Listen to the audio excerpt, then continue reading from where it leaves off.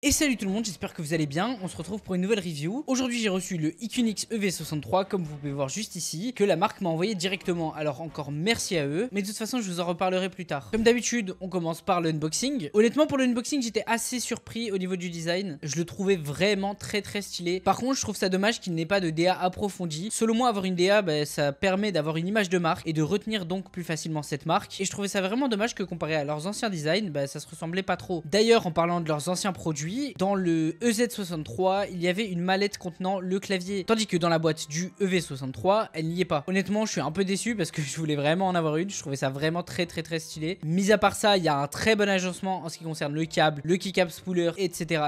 Genre vraiment, ils ont fait ça proprement. Tout est compartimenté, c'est très bien rangé. Et pour le coup, beaucoup de marques négligent ça, alors que c'est la première étape quand tu reçois le produit. D'ailleurs, pour le prix, il est actuellement à 189 $, environ 160 €. Et pour les disponibilités, il est disponible sur leur site. Il n'est actuellement pas sur Maxisport, donc je précise, sur leur site web, dans la description, vous pouvez acheter le clavier et n'oubliez pas mon code SKYZ pour avoir moins de 10% de remise. Je vais maintenant vous parler des spécificités de ce clavier, que ce soit le bulle, les technologies, l'application web, enfin bref, je vais tout vous expliquer. Le clavier est en format 63%, donc on a juste les flèches en plus ici. En ce qui concerne le poids, je le trouve vachement lourd. Alors faut savoir que j'avais déjà expliqué mon ressenti par rapport à des claviers lourds dans la vidéo du Pulsar. J'avais expliqué qu'en gros, moi j'avais du mal avec les claviers lourds parce que je replaçais assez souvent mon clavier en game. Alors ça peut paraître bizarre, je n'ai pas de confort à proprement parler. Justement, je préfère réajuster mon clavier en fonction de mon mood et tout simplement de ma façon d'être assis, etc. Enfin bref, être le plus flexible possible dans ma façon de me tenir tout simplement. On a une case en aluminium et pour le coup, elle est ultra solide. Honnêtement, j'ai jamais vu autant de couches dans un clavier. De toute façon, je vous l'affiche à l'écran, hein, les gars, c'est insane le nombre de couches qu'il y a. Mais bon, c'est bien beau d'avoir une bonne qualité de construction. Maintenant, faut voir les technologies. Qu'est-ce que ça donne en game? On a toutes les technologies nouvelles, que ce soit le Rapid Trigger, le Snap Tap, etc. Donc ça, c'est très bien. Et en ce qui concerne celui-ci, j'ai un très bon ressenti avec. Peut-être que je me mets dans la sauce en disant ça, mais je pense qu'il va largement dépasser le Wutching. En tout cas,